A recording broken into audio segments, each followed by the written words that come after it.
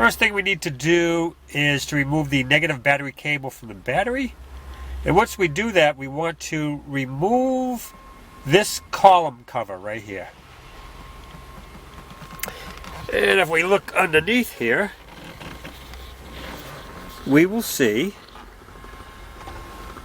3 Phillips head screws.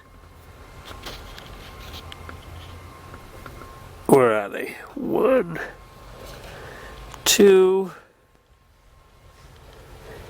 3. So we're going to remove those now. Next thing we're going to do is turn our key to accessory, because we want to turn our steering wheel and remove that screw right there.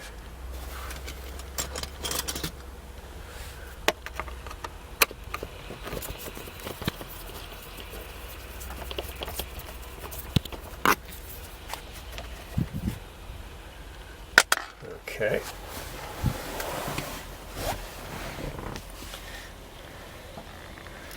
Move our steering wheel to the left.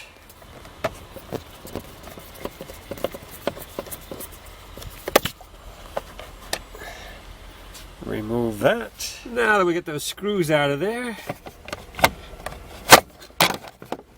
we can remove the cover. There's our top cover. Yeah, what about the bottom cover?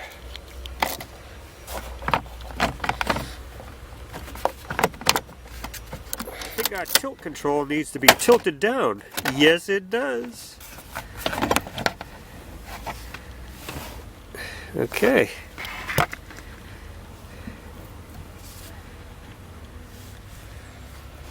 Now to remove the cylinder, the release button is right here on the forward side of the housing. First thing we need to do is to turn the key to accessory. I'm using a hook tool here. This is a pull rod. And we need to push in that little button. There we go. And there's the lock cylinder.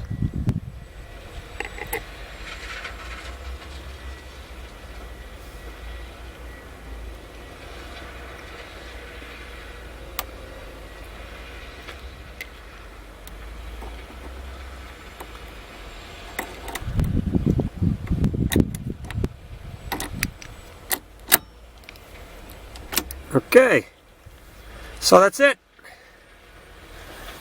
Not too bad of a job, huh? So that's all there is to removing an ignition lock cylinder on your Chevy Aveo.